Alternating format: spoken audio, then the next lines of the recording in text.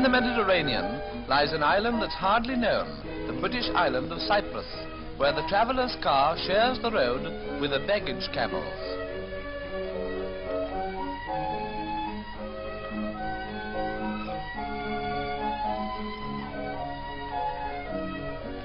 Up beyond this old Turkish aqueduct, the road runs to the mountains.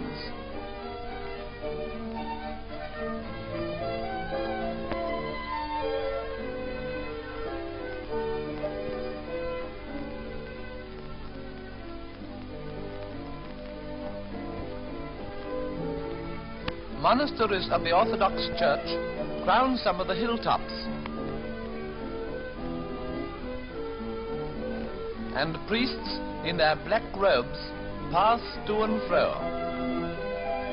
Early in the morning, the mountain peasants come back to the village with their loads of Christ thorn, which will be used in the beehive ovens where they bake the village bread.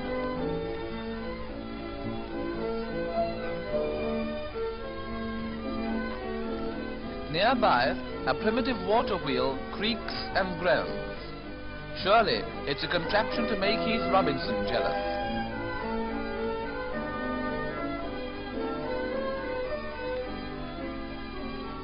The water thus drawn is for drinking, but the family washing is done in a mountain stream. The children hear the bell calling and troop into school.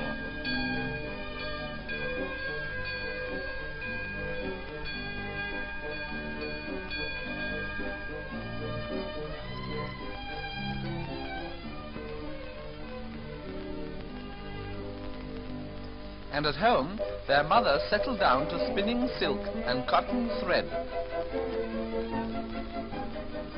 The spun thread is woven into materials for the family wardrobe.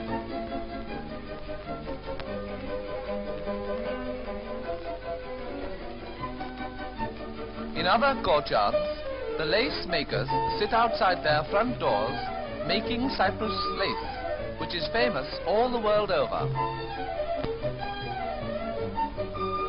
Across the street, the village potter is working his clay into vases.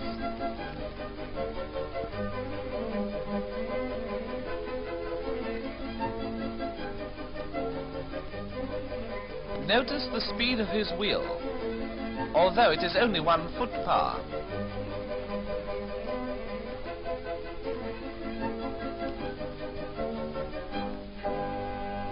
The finished vases and bowls are baked to harden them, and then they are glazed.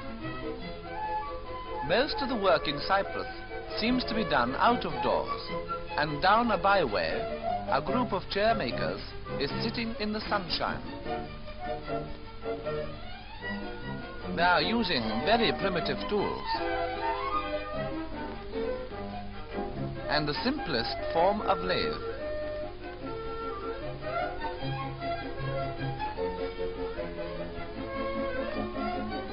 Of course, they have no need to worry about the supply of wood, for there is plenty in these marvelous cedar forests, which long ago supplied Cleopatra with timber for her wooden ships.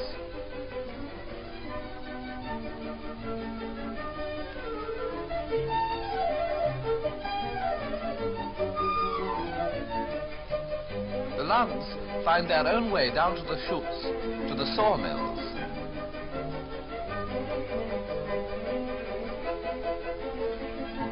Between the mountain ranges of Cyprus lie many fertile plains, and farming is the chief industry of the island.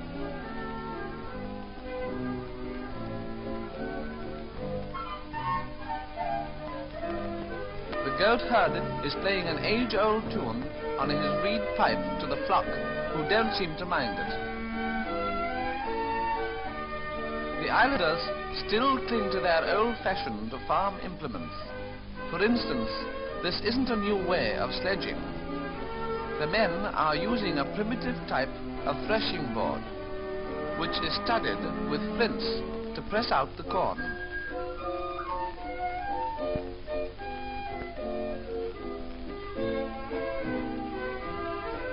hemp is a favorite crop, and the fiber is cleaned by beating it thoroughly, which is a real hot job.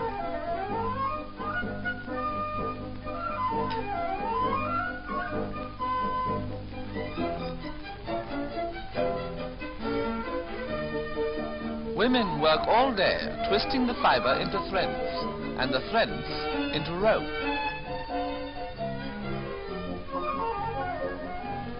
Apparently, patchwork sleeves are the vogue on the island.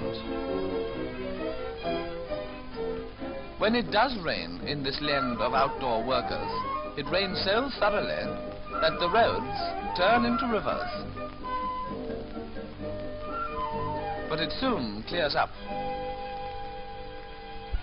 and the tobacco pickers start work again.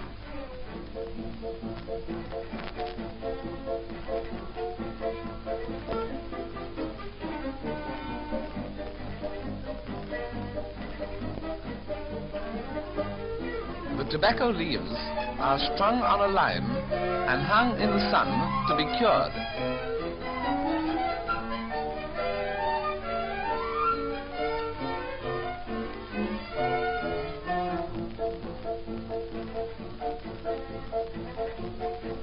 Then they are carefully sorted before they go to the cigarette factories. Beyond the tobacco fields lie the olive groves, where the ripe fruit is beaten down with long sticks.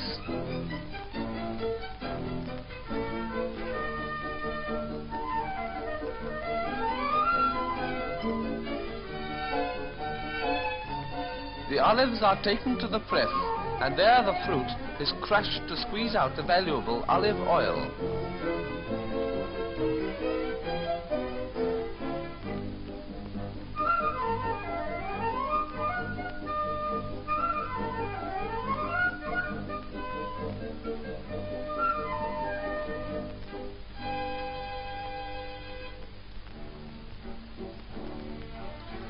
Further on, in the apple orchards, the fruit is being measured out, and the weights are rough stones.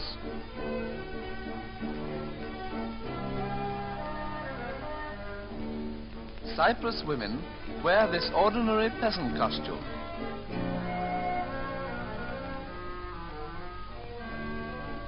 While Mohammedans, like these gathering oranges, wear picturesque white robes.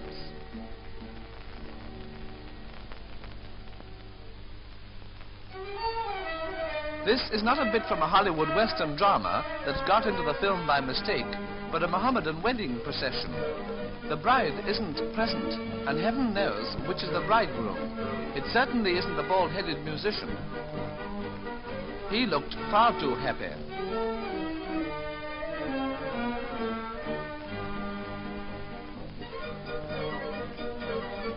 All the family and the neighbors helped to carry home the wedding presents, which seem to be more useful than ornamental.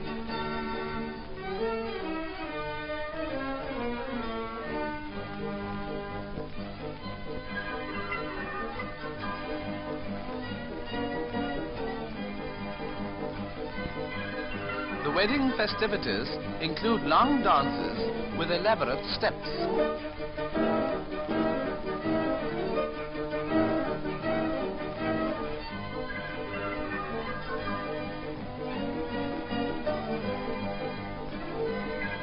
The guests are dancing when the sun sets over the mosque, and they are still dancing when dawn breaks over the salt lakes.